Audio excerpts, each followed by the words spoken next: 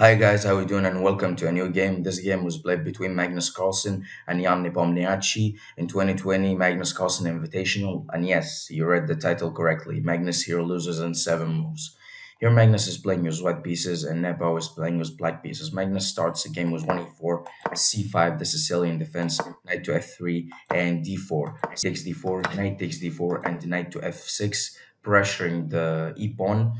And here, instead of going knight to c3 and attacking the pawn and play open Sicilian, here Magnus plays bishop to c4. Maybe he wanted to confuse Nepo.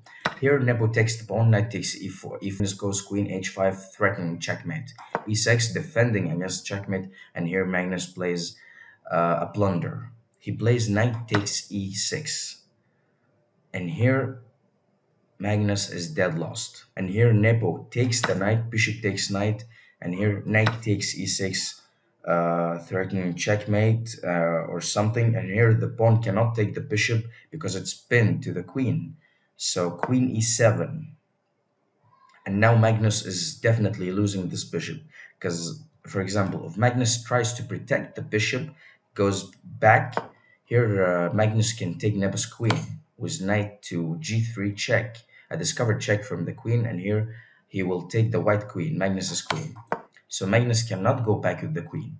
So what if he tries to castle, and now Nepo will take this bishop, rook e1, pawn to d5, pawn to f3. Now it seems like Magnus will take his piece back, but actually it's a forced checkmate in 3 moves.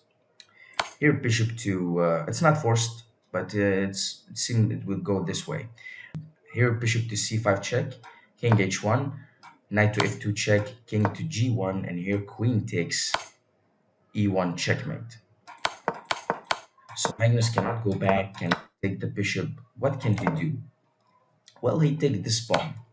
He says, you can take the piece, but I'm gonna take two pawns for the piece. But it's not enough. So he continues the game, hoping for the best, because like Jan's king is still in the center of the board. Here, queen takes, offering a queen trade, but Magnus cannot afford to trade queens. Queen back to e2, attacking the knight.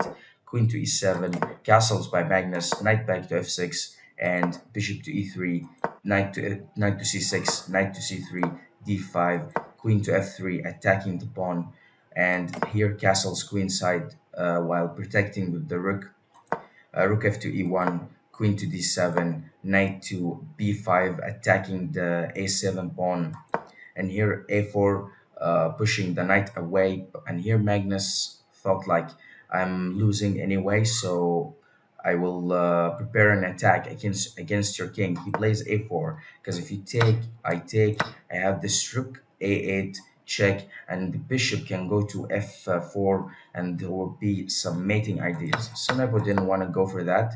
He says, I'm up a piece, I'm winning. I'm just play, keep it simple. He forces a queen trade, queen g4, queen takes g4, knight takes g4, and bishop to b6, a takes b5, Nepo takes the knight, a takes b5, knight to b8, knight takes bishop takes d8, and if you look at this position, Nepo has 3 pieces for a rook, so he's completely winning, and Magnus still playing king takes d8 and h3, knight to f6, rook to a7, king to c7, rook to e6, bishop to c5, and Magnus plays b6 checks. He wants to get this rook on the 7th rank. Here bishop takes, rook to e7 check, king to d6, and here rook takes b7. And now Magnus has 2 rooks on the 7th rank, but is it enough? Here knight b to d7, disconnecting the rooks.